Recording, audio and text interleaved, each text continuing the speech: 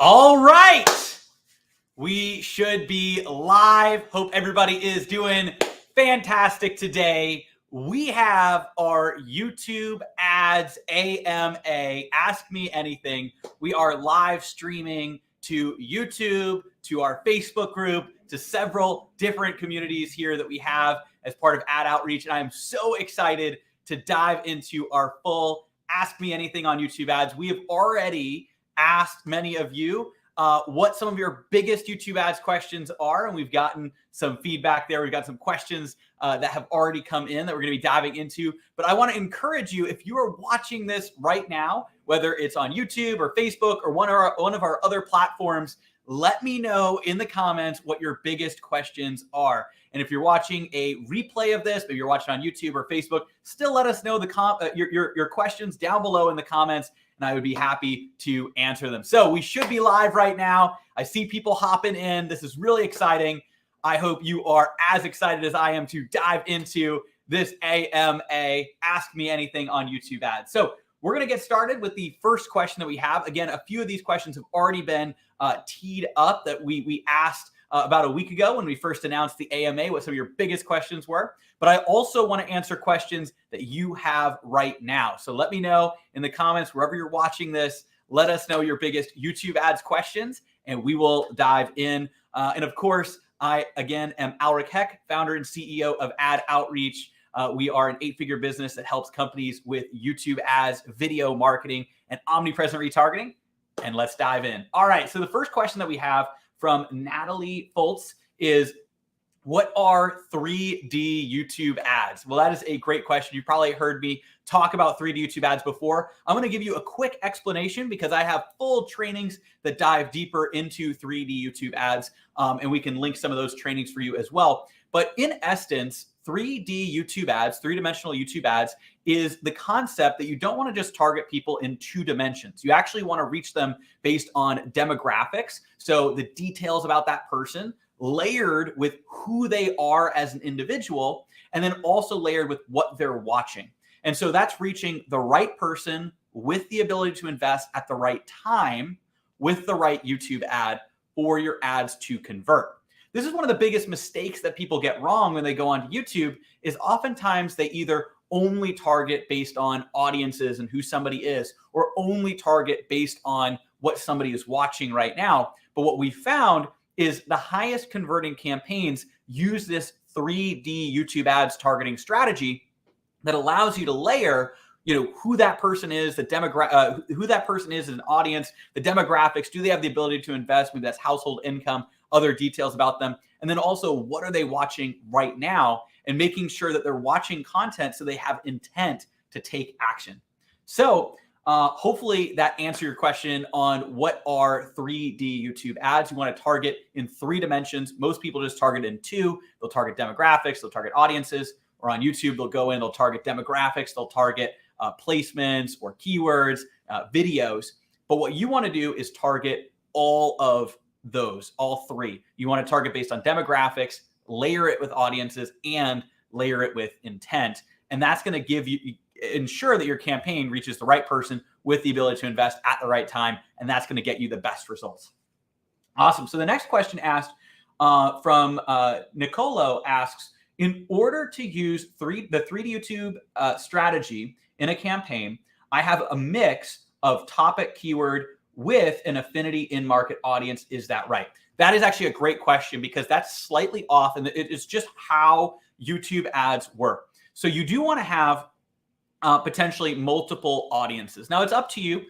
You could just choose one audience, but you could have multiple audiences. When you set audiences up in YouTube and in Google Ads, those audiences are going to be or. So let's say you have multiple audiences. Maybe you have an in-market audience, and you also have a custom intent audience.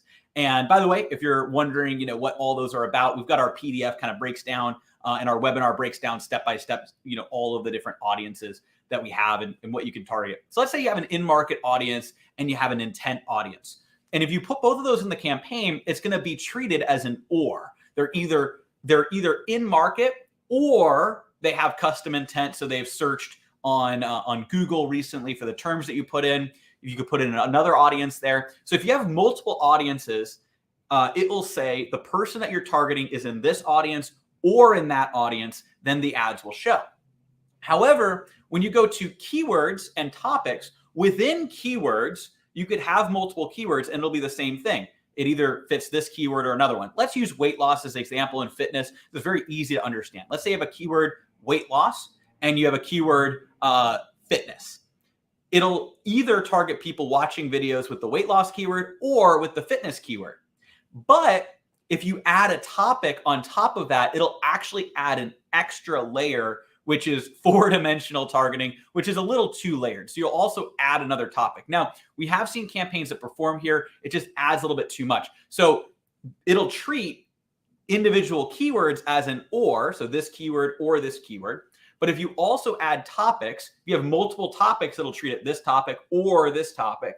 But if you have topics and keywords, it'll make sure that you have to have both that topic and that keyword for the ad to trigger. And then you're also layering audiences on top of that and demographics. You're now targeting, and you're going 4 levels deep in your targeting, which sometimes can actually cause it to not have the amount of reach that you're looking to have. Because already 3 layers, part of our whole strategy is that is already pretty layered, right? That already has a very specific, it's like a sniper. You're going in and you're looking for that particular person that checks all of those boxes. And so because it's already layered a lot, I don't recommend doing both topics and keywords. So because of that, what you'd want to do is create some campaigns that have, again, you set up your demographics, you have audiences, and you have keywords. Those are keyword campaigns. And then you could have other campaigns that set up, again, the demographics, audiences, and topics. And finally, you could have campaigns that do demographics, audiences, and placements. The thing to know about placements, though, is you do need a lot of placements in order for those ads to pick up that are layered. So sometimes people will just do 2 dimensions with placement campaigns. Again, though, that falls into a territory where you might not know if that's the right person. And that's the whole concept around 3D YouTube ads. If you're targeting the right person with the ability to invest, but not at the right time, which is what a lot of people do on Facebook, on TikTok, on LinkedIn, on all these platforms where you're just scrolling. And the problem is you might not reach them at the right time and you won't get the conversion, or at least you won't get the amount of conversions you're looking for. The other problem, though, is let's say you reach somebody at the right time and they have the ability to invest, but they're not the right person. They're not actually in market for what it is that you have to offer. Then the problem is you might get window shoppers, people who are, they're watching videos about about exercise, but they're not actually in the market for a program. They don't actually have a need, or they're not the type of person that you're looking for. And if you don't have that audience layered, then you could get window shoppers, right? So if you reach someone with the ability to invest at the right time, but they're not the right person, what do you get? You get window shoppers. They're just browsing, as opposed to people that are actually going to convert. Excellent. So we just got a live question here from Davis Clark. Asks, businesses in what stage of their life cycle benefit the most from YouTube ads? That is a great question. And by the way, continue. If you just hopped on now, I see a bunch of people hopping on, which is great. So let us know your biggest questions. This is a YouTube ads AMA. Ask me anything. I'm answering your biggest questions on YouTube ads right now. We've got some questions that people submitted in advance. We're also diving in. So we're diving into Davis's question right now. Businesses in what stage of their life cycles benefit the most from YouTube ads?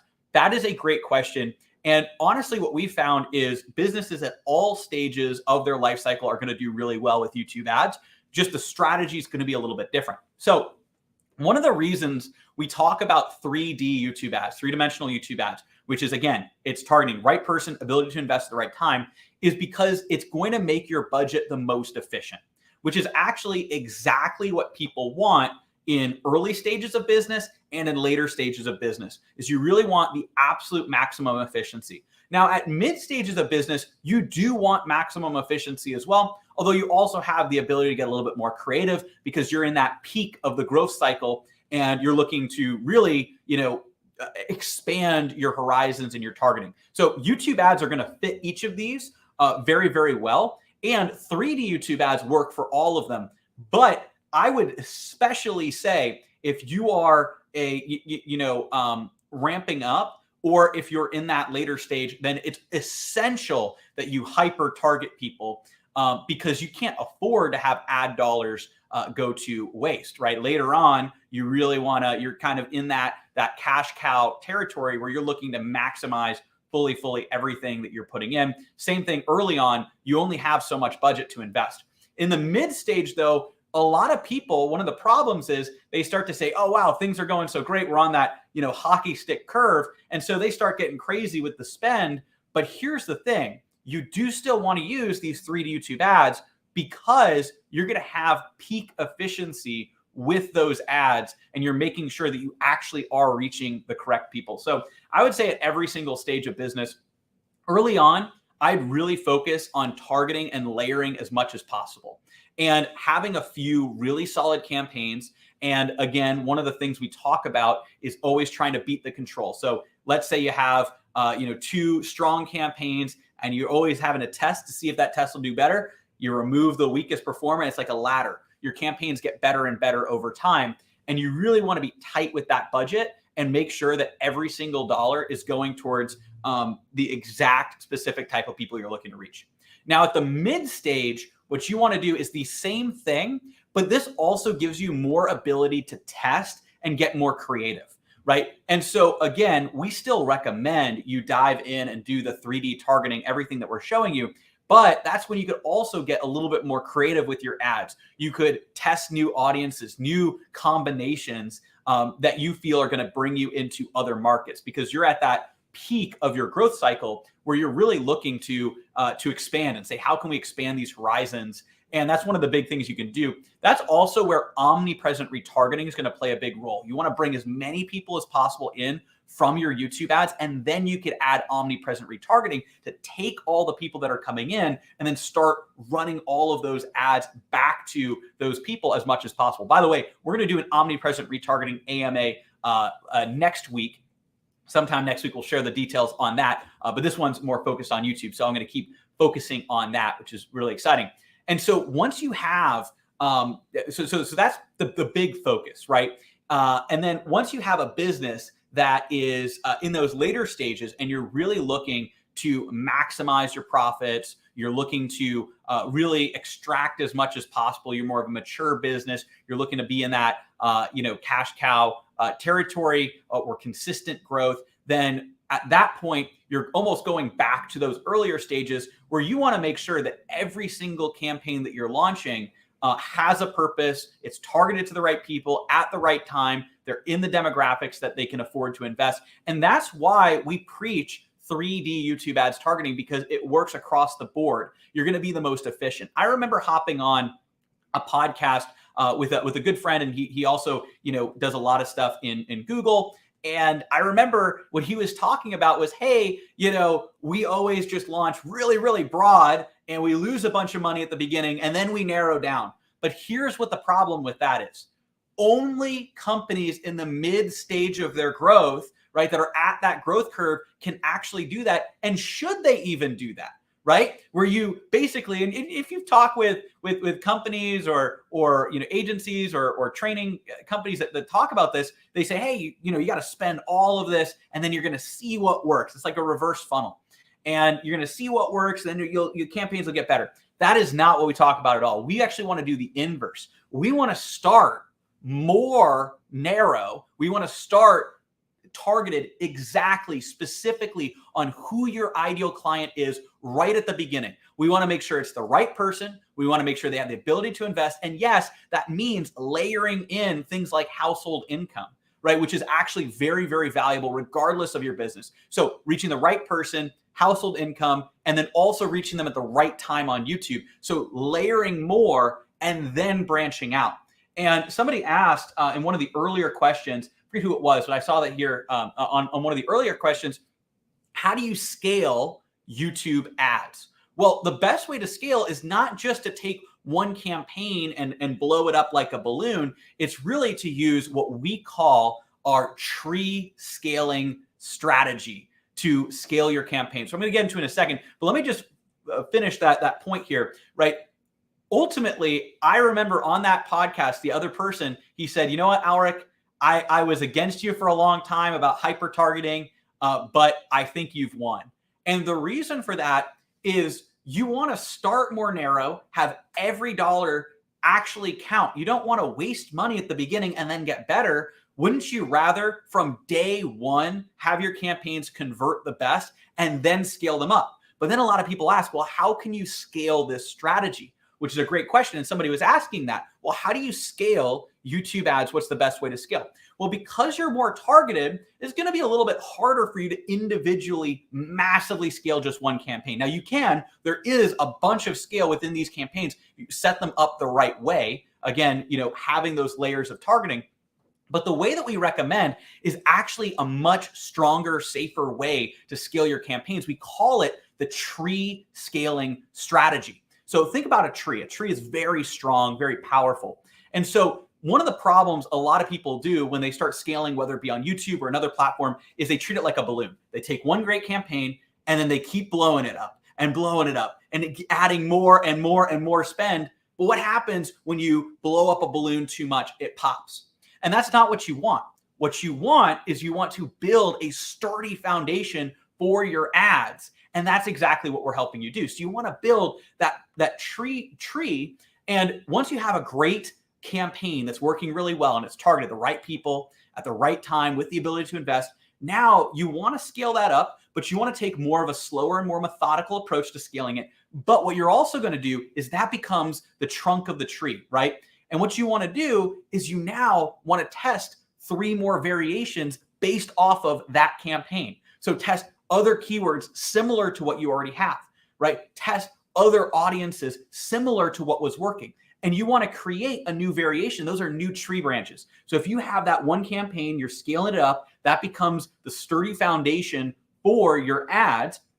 And then you can add 3 more branches right on top of that.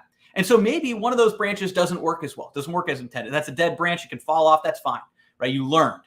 But you now have 2 new strong branches that go out, and those campaigns start performing really well. And you can make those bigger and bigger. The branches get thicker and thicker. But then from there, you can start creating more versions of campaigns off of those. And those create more and more and more tree branches that start stretching out more and more beyond that initial trunk of the tree. And so now what you have is you have strong campaigns at the core of your YouTube ads, and you have variations that branch off like a tree. And at any time, if one of these campaigns doesn't perform the way you want, that's okay, right? Think about a gigantic tree that's outside. If one branch starts to wither and die and falls away for whatever reason, you still have the rest of the tree standing strong. It's not just a balloon where if you scale it up too much, it can pop. What you want to do is follow this tree scaling strategy so you can scale the branch of, or the trunk of the tree, a sturdy foundation, and then add all of these branches that go off, other variations of what performs the best. And that is what we have found to be the most effective form of scaling up your YouTube ads without having to risk wasting budget or having all of your entire account reliant on just 1 or 2 campaigns, which we've seen. And it's devastating to companies if those campaigns don't perform long-term the way they did at the beginning. Again, that's because you're putting all of your eggs on just a couple campaigns instead of scaling using this tree branch scaling strategy. So hopefully that makes sense. I know somebody was asking me, or you asked me earlier on how to scale YouTube ads. And then that also goes into that other question on the life cycle of ads.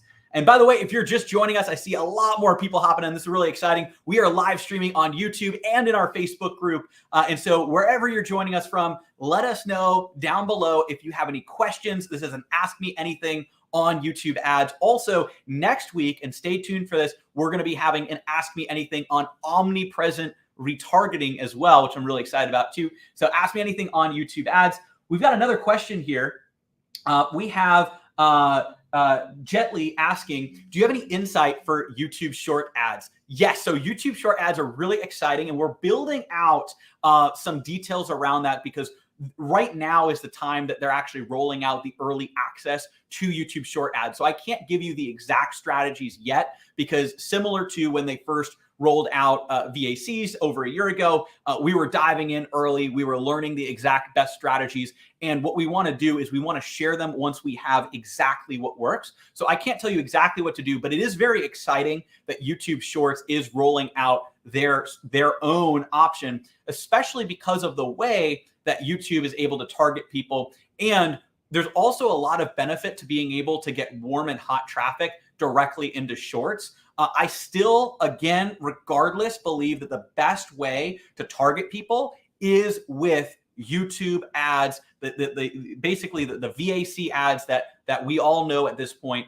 which is targeting people based on who they are, targeting people based on what they're watching, and also targeting people based on those demographics and household income. That way you can find the perfect people. So YouTube Shorts is a massive opportunity, especially when it's built into the strategy. However, I don't think it's going to replace the classic the new version of classic. Again, now it's VACs, right? The new version of YouTube ads that we have. And that actually leads into another question I saw over here. So to ask, what is the difference between VACs, video action campaigns, versus in-stream ads, referencing that they had seen it be referred to as in-stream ads before. They now know that there's VACs. That is an awesome question, because I think a lot of people, even though this has now been out for over a year now, a lot of people still don't fully understand what those differences are. So I have been around on YouTube long enough, been doing YouTube ads for over 8 years, to see many different iterations of YouTube and YouTube ads. So I remember, way back, everything was CPV. And I'm taking you back here just so that you have a picture of how things have evolved over time. So, a couple iterations ago, everything was all cost per view. You had to bid per view. There was actually no targeting based on conversions. And that was, again, many years ago. Now there is. And so I remember when everything switched over from bidding cost per view and having to go in and manually optimize campaigns. And a lot of people ask me, Alric, how'd you get so good at YouTube ads? And some of our other team members too. We've got incredible people on our team that have been doing YouTube ads, for just as long as myself. Again, we've got a team of 50 people here at Outreach that are, diving in, working with our clients, maximizing everything. It's not just me. I'm the face. I'm out here. I'm the CEO of the company, but we have a whole incredible team. A lot of people ask us, well, how'd you get so good? Well, those of us that have been doing YouTube ads for a long time started out back when it was CPV. It was pay per view. So you actually had to pay or bid per view and then go in and manually see what campaigns were driving conversions. That's why, 6-7 years ago, people laughed at me when I was talking about YouTube ads for conversions, because, they didn't actually have the conversion optimization that they do today. And people, thought it was only for branding at the time. Yet myself and people that were in the know and were really early on with YouTube were actually the algorithms ourselves. So I took that and brought that to, the next iteration of YouTube ads, which is what it's been up until about a year ago. So that additional iteration was conversion optimized YouTube ads. The YouTube ads a lot of people have been familiar with because it's been that way for 5 or so years. And so those types of YouTube ads, the ads that run in front of other videos on YouTube, classically called in-stream ads, and really only run on YouTube in front of other videos. You could target based on audiences, target based on what somebody's watching. Those are the classic ads that a lot of people know. Now, about a year ago, what YouTube did is they rolled out their VACs, video action campaigns. And these new type of campaigns, what they do, and again, now they've been around for over a year, but what these do is they don't just target in front of other videos on YouTube, they'll also appear in the YouTube feed as you're scrolling, and they can also appear on partner sites and mobile apps. Now, a big pro strategy is you can actually go and remove mobile apps from your YouTube targeting. That's one of the things in our VAC, how to optimize for VACs, our VAC checklist. That's a training that we've given out in our Facebook group in the past. And one of the big things that you want to do is you want to actually exclude those mobile users, just because we found that mobile app traffic, because we found that traffic actually isn't as high quality as YouTube. So there's certain things you can do to appear more on YouTube. However, what Google was telling us was these campaigns are going to perform even better than in-stream.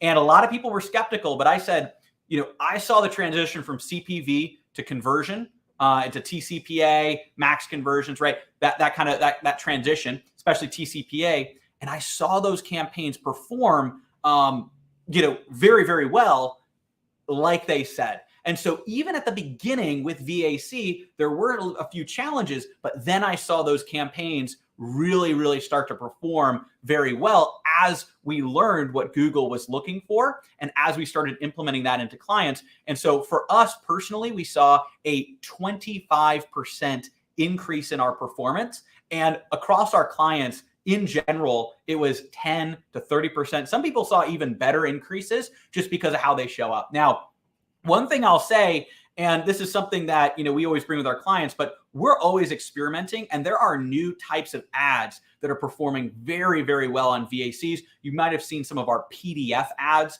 Those really do well on VAC, and that's a whole story for another time, but it's actually a VSL in disguise, video sales letter in disguise. So we have people opt into the PDF. We say you're going to get that via email, and then we show them a video. But I know I need to dive a little bit deeper. I actually see some more questions around VACs, but that's what VACs are. They actually add more than just the in-stream traffic. They now can appear as people are on YouTube scrolling through. They'll start to autoplay. They can also appear on partner sites and on mobile apps. And what we want to do, though, is reduce their ability to appear on mobile apps. And there's a short code that you can use to actually update that.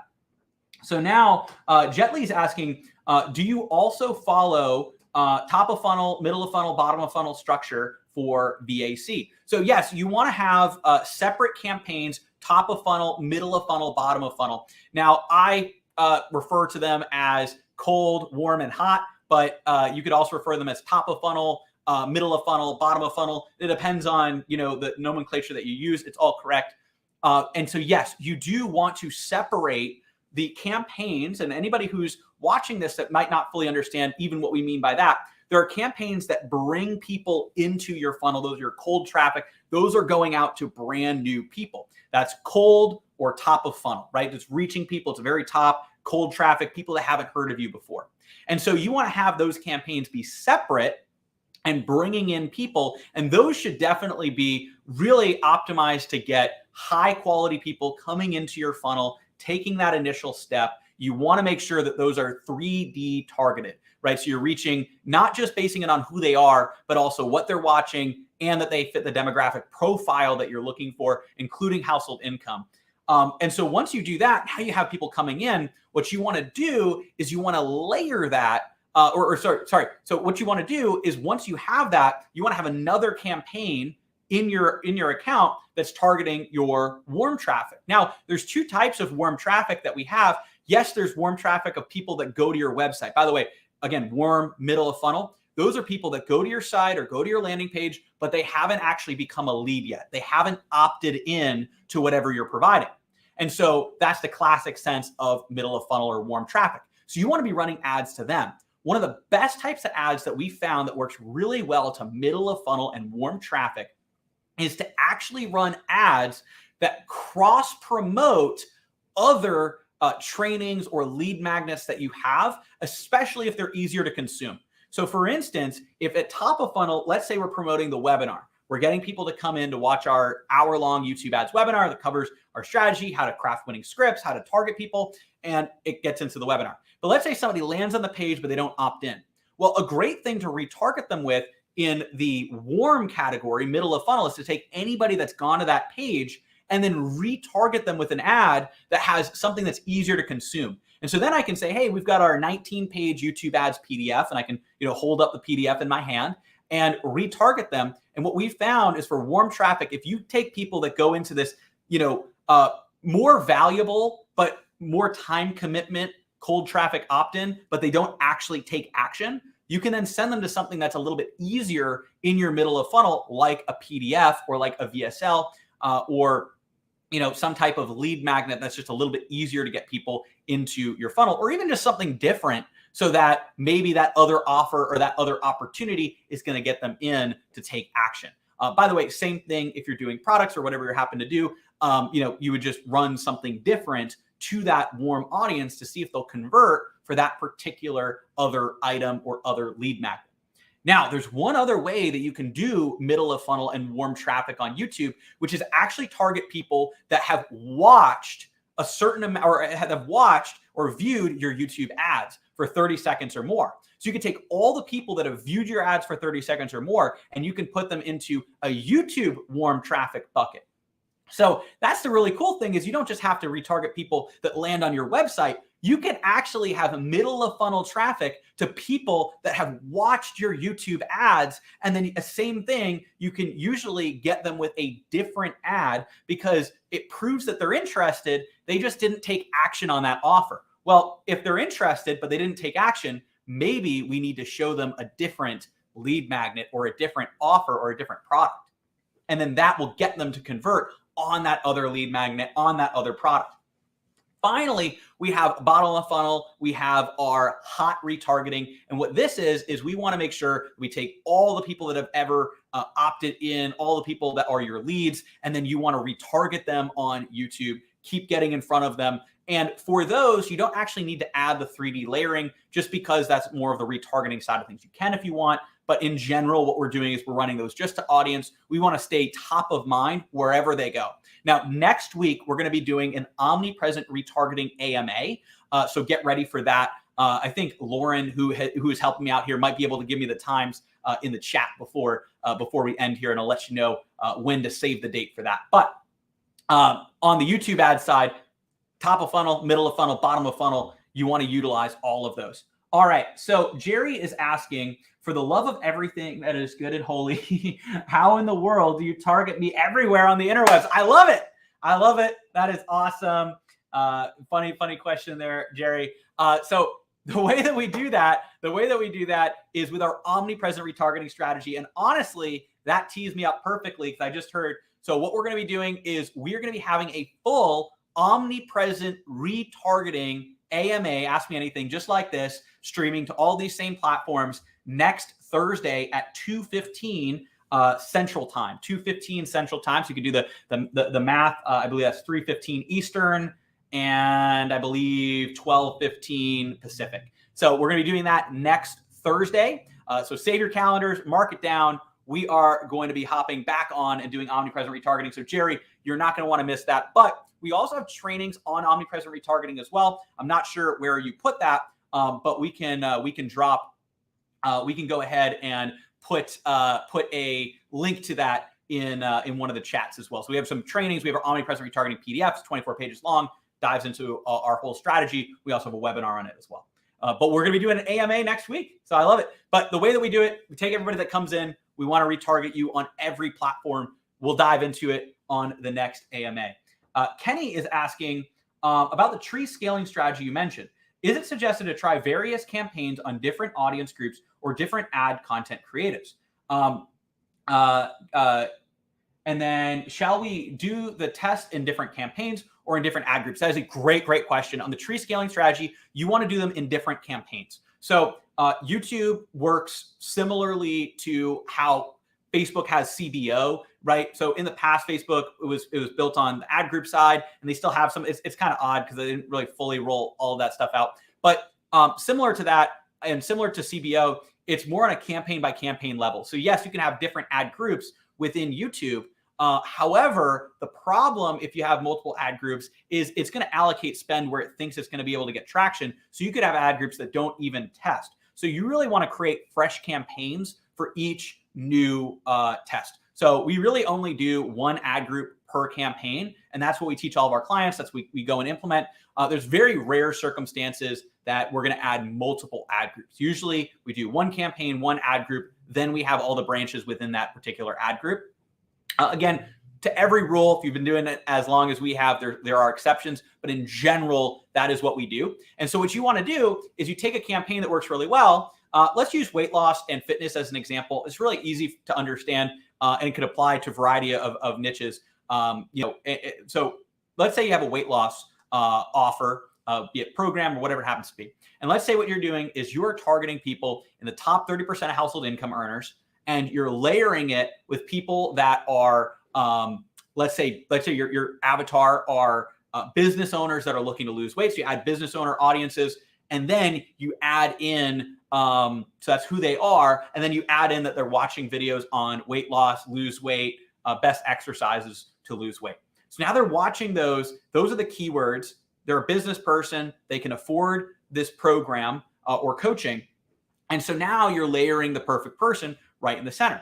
But let's say that campaign does really well. Great. That's the branch, or that's the trunk of your tree. What you'd want to do is you'd want to create other versions that you only change one variable. So you want to create another version that has some more keywords. Maybe instead of just weight loss keywords, you do keywords related to fitness or exercises, right? But everything else is the same business owner, and they're in top 30% of household income.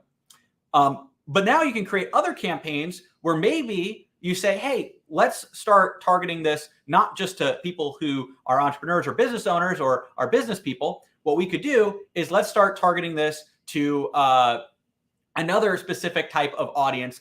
Let's say we could even set up URL audiences to people that are going to websites on how to lose weight, which is a URL affinity audience, which is really cool. So you can add that, and then you can have people that are watching those videos that have to do with weight loss. So you can layer all of those together, and that's what you're able to do on that side. So hopefully that makes sense. Again, we're talking about multiple iterations of campaigns, but you want to create new campaigns and you want to just change one variable so you can actually see, all right, that one variable has changed what the results are. If you're thinking about it like a tree, right, each new branch, you really only want to change one thing. So it's mostly connected to what you've done before. And so that's the key there. Awesome. So I see a bunch of questions coming in. We're going to be looking to answer absolutely as many as we can here. So, excellent. So let's see here. Let Go and Know have a webinar that leads to my personal development program. Profits go to my horse sanctuary. Oh, that's awesome. So I have to be careful with my budget. Should I start with a lower price offer or a $697? Thanks. All right, that's a great question. So honestly, one of the things, and by the way, this is $697, I believe either euro or pounds. It's one of those symbols there. So great question. Awesome. So what I would say when it comes to running to your personal development program, especially if you're looking to have high profitability, is the pricing is really important. And so in terms of that, I believe that's roughly $997, although I know there's actually been some changes with currency. I would see if you can make that a $997. We've just found, especially in the US, again, it's a little bit, it might be different in euros or in pounds, but especially in the US, if you can get up to that $997, if you're running an automated course, that's going to perform the best.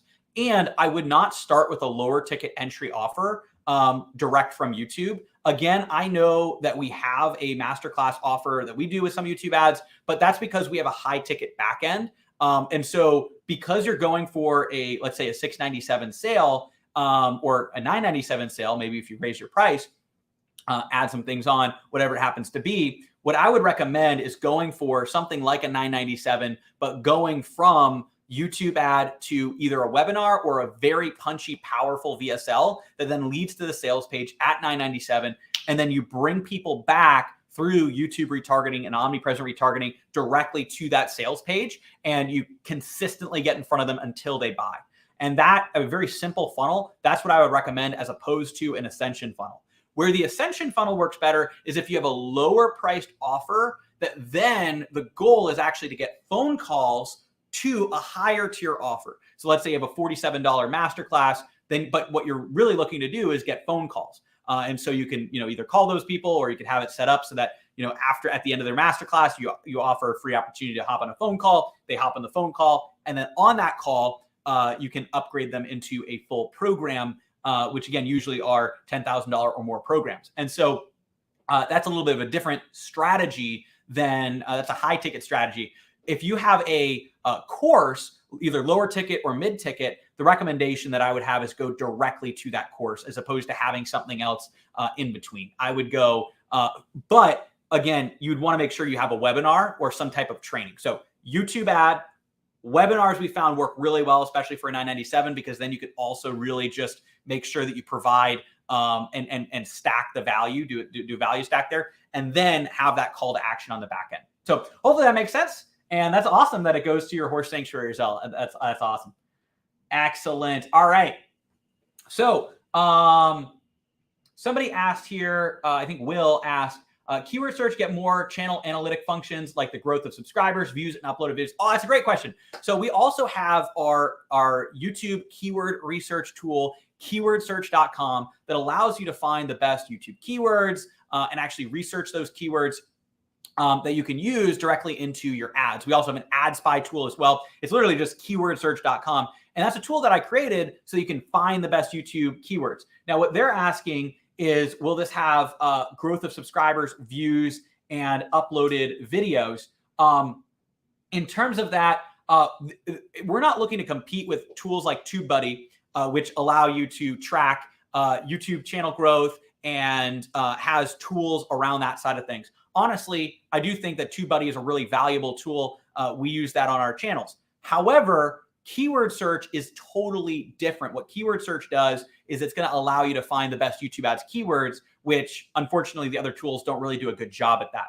And so keyword search is more for the keywords, also channel research, ad spy research. It's more for those YouTube ads keywords, and then also organic growth, because you can see the keywords that are ranking and actually use those in your titles, in your descriptions, in your keywords on your organic YouTube videos in order for them to convert the best. Excellent. All right. So the next question that we have here, let's see, we're getting a lot of questions. All right. Does the iOS 14 update affect YouTube ads? Not getting good results from Facebook ads. That is a great question. Raf asks that. Awesome question. So YouTube is not affected as much as Facebook is from those iOS 14 issues. And the reason for that is because how Google differs as a platform from YouTube. Google relies on more first-party data. This is actually a really good question for everybody to understand. One of the big problems with Facebook and these other platforms is they all rely on third-party data. So what does that mean? Well, what they're doing is Facebook, and the reason it got affected so much by iOS 14 is Facebook was getting fed all of this data from all of these different applications. Let's say, we'll just use a funny example. Let's say Farmville is feeding Facebook data and telling Facebook what people are doing, and then Facebook's using that to target people. Well, what iOS 14 did, and now iOS 15, what they did is they cut off the connection between these apps and Facebook, third-party data. However, first-party data is different. Now, let's say Farmville was giving data back to Google, that would also get cut off, right? That difference between those two applications connecting with each other. However, there's a difference with first-party data. Your accounts are able to collect first-party data on you individually. What is first-party data? It's any search you do into Google, right? It's the videos that you watch on YouTube when you're signed in. It's all of the things that you're doing with your Google account, but it's also the emails you send in Gmail, the receipts that go back to Gmail. It's also the things you do if you use Google Chrome, and all of those different aspects. Now, yes, there are some challenges with things like Google Analytics getting fed back into Google, especially on mobile without iOS 14. So again, it does have an impact. Everything has an impact, but the reason Facebook has a bigger impact is people are doing less things on Facebook that Facebook can use to identify who you are. Right? Most of Facebook's data was pulled from a lot of these third-party platforms. On YouTube, what you're able to see is it knows the searches that you've done, the videos that you've watched, emails, and things that you're doing on your browser. And the reason for that is these are first-party data. You are on your YouTube account, you are logged in, you are actively watching a video, and because of that, you have much better ability to target people on YouTube that's very different than the challenges and the problems that you face on Facebook. The other reason that Facebook ads don't perform as well, and the reason that they're a roller coaster, is they're all reliant on an algorithm, which is different than the fact that YouTube is reliant. And yes, it has an algorithm, but an algorithm to guess the timing, right? So when is the ad going to appear in the feed? Well, when the algorithm tells it to.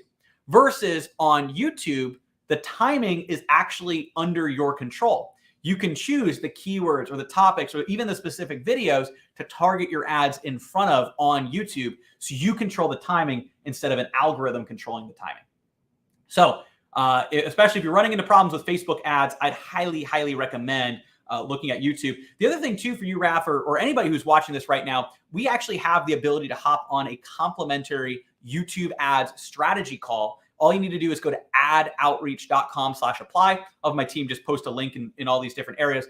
adoutreach.com/apply. You can hop on a 45-minute call. We'll dive in, learn more about your business, and help you map out a YouTube ad strategy. By the way, for anybody who's joining us right now, I know we're coming up to the top of the hour. We're going to continue to dive in and answer your questions. I love this here on the AMA. Let me know if you have any other questions around YouTube ads. Comment down below. We're also going to be doing an Omnipresent Retargeting AMA next week at 2:15 Central on next Thursday. All right, so let's dive in. The next question is from 123 My Way, which says, probably this goes beyond your scope. I definitely cannot run campaigns in YouTube between suspicious payments and circumventing policies with your campaign. All right. So if you had a violation, and it goes on to describe a little bit more, any advice? So great question.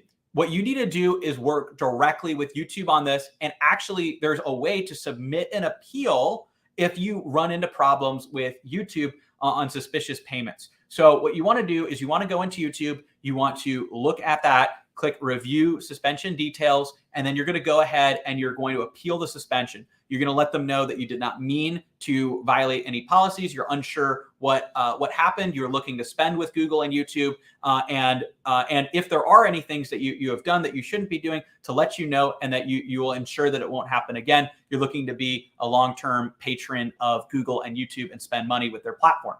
And then from there, you're going to submit that. Then what you're going to do is you're going to give Google support a call, and you're going to ask them to get your appeal manually reviewed. And then finally, what you're going to do is you're going to also send a chat into Google support, and you're going to ask them to get your review manually approved, referencing the fact that you also placed a call, and then ask for a copy of the chat text transcript. That will give you the best shot at getting that account back.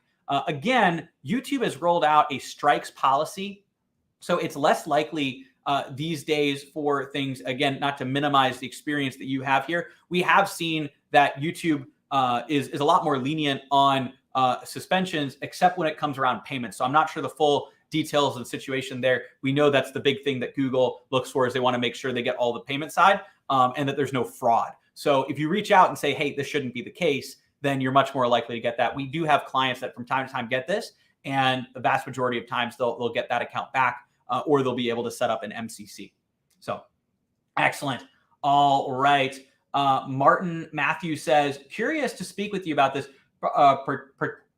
particularly how we'd approach making this happen. When I personally don't have the capacity to sign up for, take, and master the training myself in order to do something with the brilliance you convey. Oh, thank you so much. Like many entrepreneurs, I believe I've got something that when I put in front of the right people can attract. Absolutely. That's one of the biggest things that you feel, is when you have something incredible and you can get it directly in front of the right people, it's going to, that's the key, right? Is getting in front of the right person, the right time, with the ability to invest.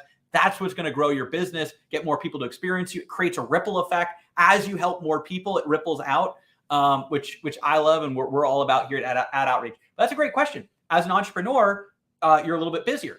And so what we have is a done with you, done together process, where we actually work with you to implement this and with your team. But it doesn't have to be with you personally, it can be with somebody on your team. So what we found is there's different stages of entrepreneurs.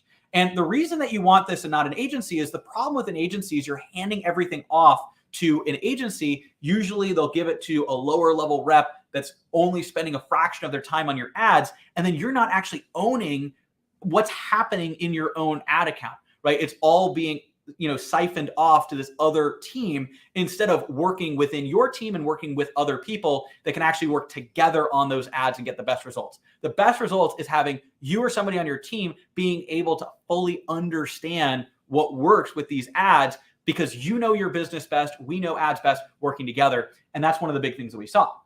And so, to answer that question, Martin, one of the things that we recommend is, if you already have somebody on your team, it could be a marketing person or it could be an operations person, having them learn the YouTube ad strategies, either from somebody like us or whatever that process may be. That's one of the things that we do all the time, is we train people on teams to understand YouTube ads at a smaller scale, which just sounds like your past.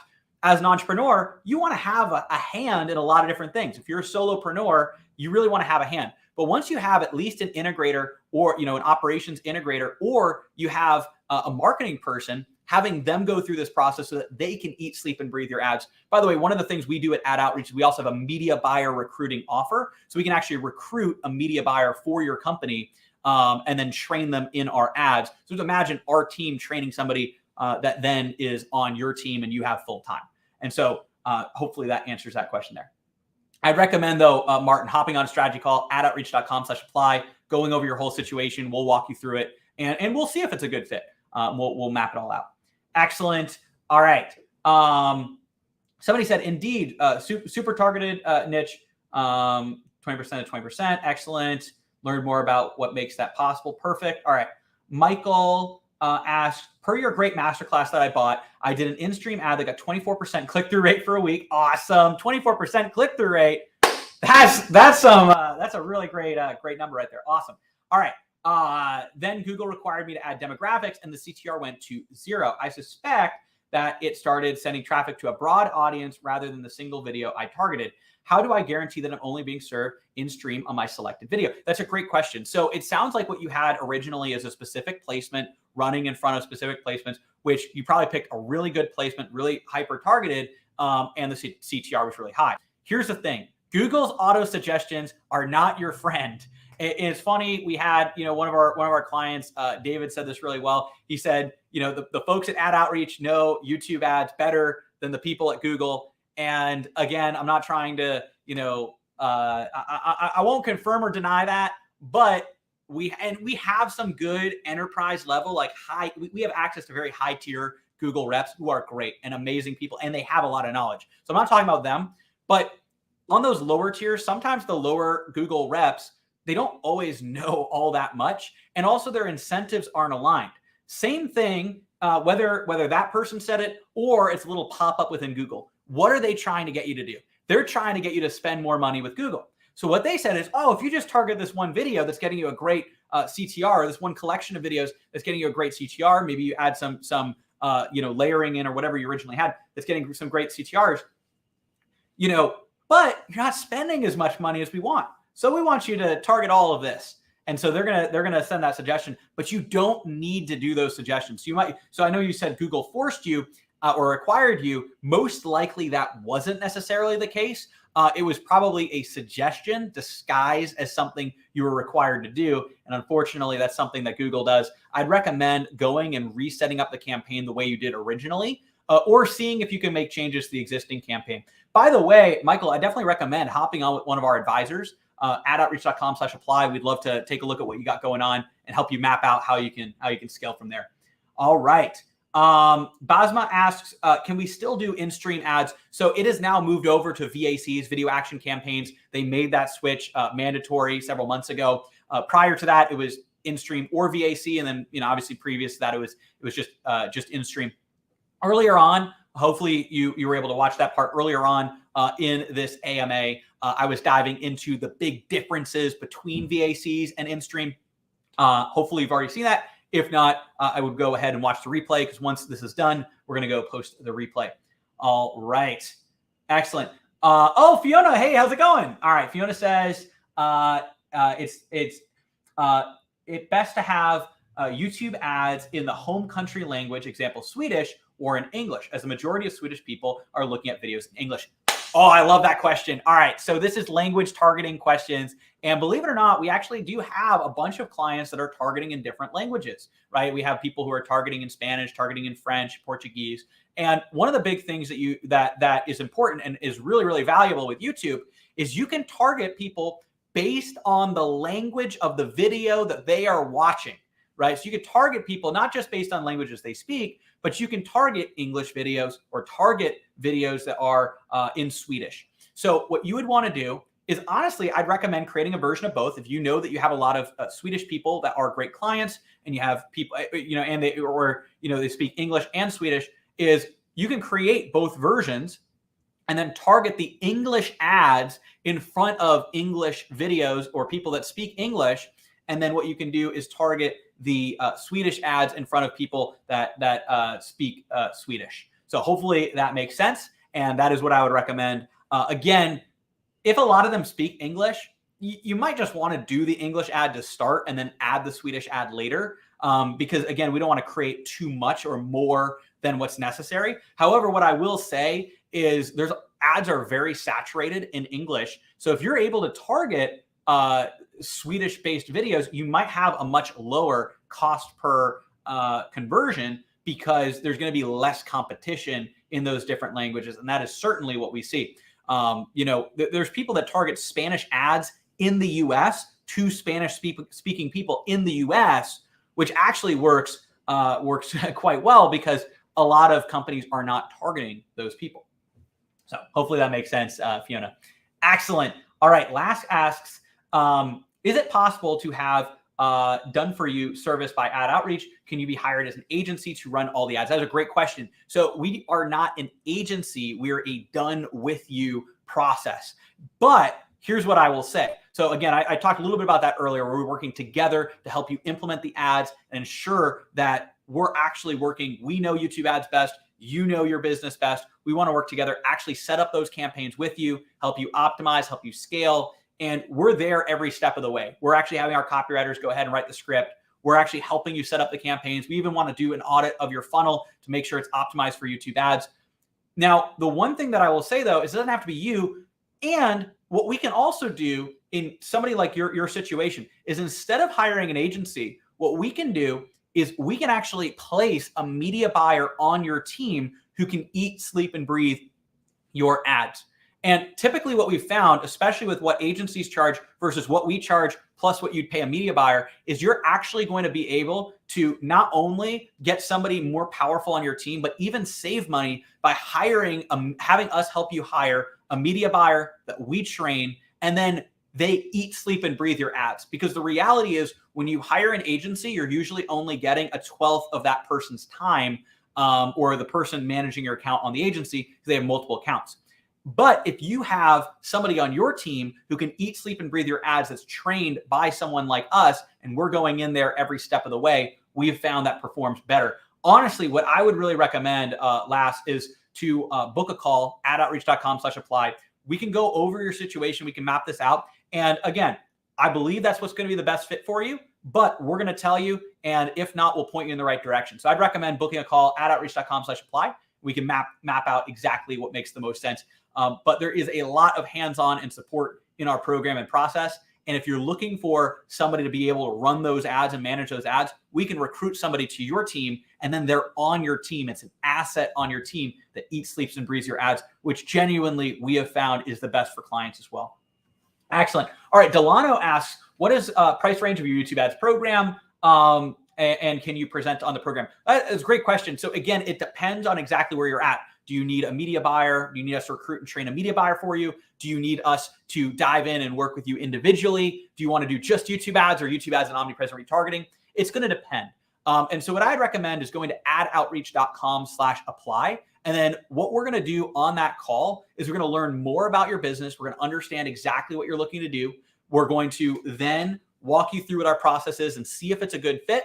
And at the end, if it is a good fit, we'll present an offer and see if it's a good fit to move forward from there. But we really want to have this be a consultation style call, and not making this up at all. We legitimately cancel 60% of people that apply to book strategy calls with us. 60%, the majority of people that book a call, we politely say, hey, we've already found that this isn't going to be the best fit for you. And then we point you in another direction. And then when it is a good fit, then what we're going to do is we're going to hop on, we're going to map it out. So I recommend going to adoutreach.com/apply and seeing if it's a good fit from there, hopping on with our team, and we'll help point you in the right direction. Excellent. All right. Kenny asks, we are spending a lot on in-feed YouTube ads to promote our YouTube channel. We upload new content every day. It's about $3 to $5 for one new subscriber. Are there any recommendations on in-feed ads? Awesome question. I love in-feed ads, formerly known as discovery ads before discovery became something else, which is kind of funny. But yes, I love the in-feed ads to grow a channel. I actually use those early on with AppFind. My YouTube channel has over 500,000 subscribers. And also we use that on the Alric Heck YouTube channel as well, which is growing fast. By the way, I don't know if you're watching this on YouTube or watching on Facebook, but definitely subscribe to our channel as well. We got lots of great content going out. That being said, what we have found is you can get that cost per subscriber down. However, you really want to have the balance of what's the subscriber, what is also the quality of subscriber. So what we have found And what our strategy is, and I'm just going to give you the nutshell here. This is something we dive into deeper with some of our clients. And I'd book a call if you want to, have our team like map out, or here's a strategy specific to you. But what we do in general is we have 2 sets of campaigns. Well, actually 3, 3 sets of campaigns. So for every new video that we publish, what we're doing is we're running we're running it initially for 2 different things. We're running it to brand new people. Let's say I publish a video on the best YouTube ads strategies for coaches and consultants. Let's just use that as an example. If that's the case, then what we would do is we would run YouTube ads or YouTube in-feed ads for anybody looking up YouTube ad strategies for coaches, consultants, how to scale a coaching consulting company. We'd run in-feed ads to find new cold traffic people, which sounds similar to what you're doing. So we bring new people in. We'd also run that same video as ads to people that have watched existing content on our channel. They are maybe existing leads. They're warm or hot to warm them up because we know that they're going to be worth more in the future. So we're also going to run those as retargeting ads too. Once we do that, we're going to spend a certain amount of money on those. We're going to see new subscribers come in, and then also just building up our retargeting. Once we see what videos have the highest watch time, we're going to take those and we're going to put those into our long-term channel growth campaigns. So what you should be doing, Kenny, is finding what are the campaigns, what are the in-feed ads that are producing the most subscribers, that are producing the most desired views, the longest watch time, right? The best cost per subscriber and the longest watch time, and then taking those and running those longer term and scaling them up while also running new content. One of the big things I've seen is people just constantly just pulling in new content, but never having long-standing campaigns that just grow your channel in the background. So I'd recommend also having those long-standing campaigns as well. I'd recommend hopping on a call with our team because we can take a closer look and map out what's the best fit. All right, Patricia asks, I trust YouTube and do not trust Facebook. Yeah, I think a lot of people fall into that camp. But how to get this to be more concise to understand what I should pay minimum? For example, if your budget is $5 a day, does that even make a dent? Wow, it's complicated now versus when YouTube. All right, so great question. So what I would say is typically what we recommend is starting with at least, in general, we recommend starting with $50 a day in budget, $25 a day campaigns, 2 campaigns. That way you can always have a control and another test beating the control. If you just have a singular budget, you could do 25. Now, if you have a $5 to $10 a day budget, I'd actually recommend doing what I was just talking with Kenny about. I would do in-feed ads to grow the reach of your native videos that you have on the channel, to bring more people in, to bring fresh people to your channel. That's what I would recommend for you, Patricia. If it's less than $25 a day, I wouldn't run conversion ads. I would actually run ads to a video that's optimized for conversions. And that follows more of our video clients framework. We have some trainings on that, but it's a conversion video that pulls people in. It has links in the description. Because at that budget, it's going to be really hard to conversion optimize the campaigns. So I would recommend in-feed ads at that level, at the $5 a day. And then, when you're ready to have a higher budget, that's when you can do more conversion-based ads. Awesome. So Bosma asks, how do you improve click-through rate? Some of my campaigns are above 1% and some are below in other campaigns, although they have the same hooks and same thumbnails and everything. That's a great question. So what it sounds like is it most likely has to do with your targeting. And the big thing that I would say that improves click-through rates is getting your retargeting dialed in and also doing that triple layering, the 3D YouTube ads we talked about. So layering based on the demographics, so the details about that person, layering it with who they are as a person, what are their audiences, so laying audiences with the videos they're watching, which are keywords, topics, or placements. So you want to layer the 3 of those together. That's typically going to increase your CTR. Your CTR is all about, of all the people that are watching, how many people are clicking. And the way you get more people to click is by reaching people that are actually interested in what it is that you have. Awesome. So I'm going to take a quick sip of water here. Awesome. So Semper Tax Relief asks, do you recommend to have organic reach for a regular channel and an ad account to track how much business is coming from ads versus organic reach? So I think what you're asking here is, do you recommend having 2 different channels to run your ads? You don't necessarily need to have 2 different channels, but what you do need to do is if you're running ads on a particular video that's not in-feed ads, which is a little bit different, but if you're running in-stream, or in this case, VAC is now, video action campaign ads, right, that are going to appear in front of other videos, you're running those, what you want to do is you want to have those ads unlisted on your channel.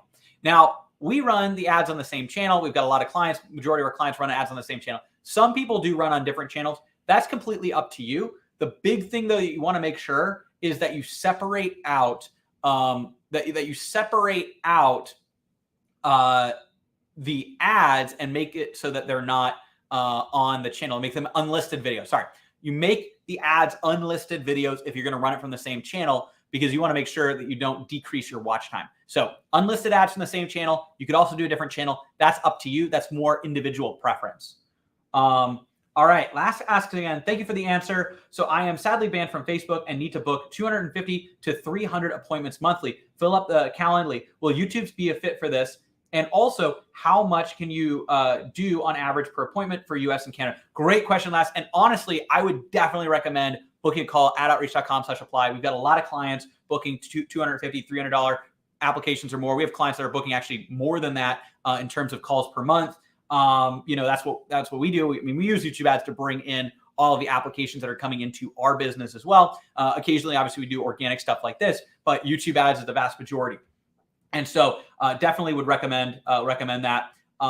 And in terms of this, average cost per appointment, that's really going to depend.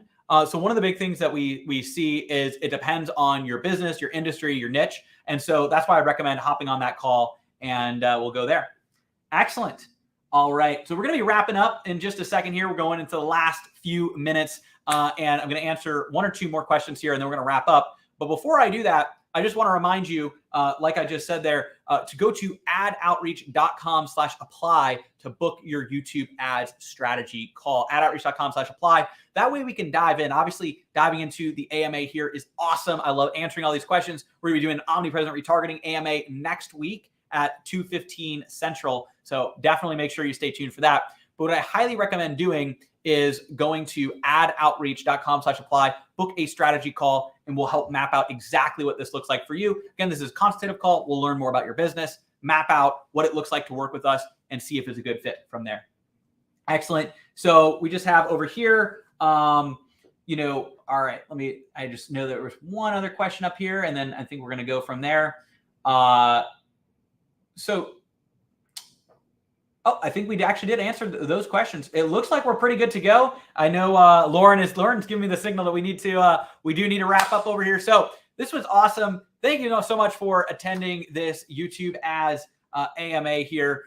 It was so exciting to hop on. We're going to have a lot more of these coming up very soon. We have our Omnipresent retargeting AMA next week. Let us know if you found these valuable. Now, if you have additional questions, if I didn't get to them, definitely let me know down there in the comment section below. And my team or I will reach back out and we'll get to those questions. Now, if you're looking to learn YouTube ads, if you haven't already seen our trainings, definitely go check out at adoutreach.com, watch our webinar, get our free PDF on YouTube ads. And then from there, when you're ready to see how this will work, if you want to get your questions answered live and in person with one of my team members, go to adoutreach.com/apply. You can book a strategy call. It's completely complimentary. And I want this to be the most valuable 45 minutes you spend on your business all year. And I genuinely mean that. We want to dive in. We want to learn what you're currently doing with your marketing, who you're looking to reach, and then we will map out and give you a roadmap, because we're meeting one-to-one with one of my advisors with you to map out exactly what you need to do on YouTube to hit your goals. So you can go to adoutreach.com/apply. I'll see you there. And next week at 2:15 Central Time on next Thursday, we are going to be diving into Omnipresent retargeting AMA. Do not miss it. And I will see you then. Thanks so much.